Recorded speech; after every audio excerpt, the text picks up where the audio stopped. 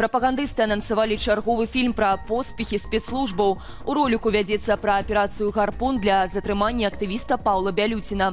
Мужчыну вінавацяць у рыхтаванні тэракту на БелАЭС. Удалося выцягнуць за мяжы арганізатара групы, якая рыхтавала ударныя дроны, каб падарваць беларускія стратэгічныя аб'екты. Аперацыя працягвалася 732 дні, і ўсё атрымалася, нягледзячы на велізарную рызыку.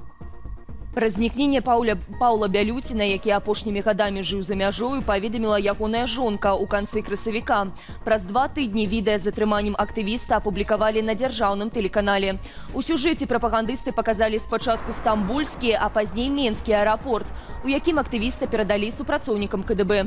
Пасля публікацыі гэтых кадраў існавала меркаванне, што відэа можа быць інсцэнізацыяй, а Бялюцін – агент спецслужбаў.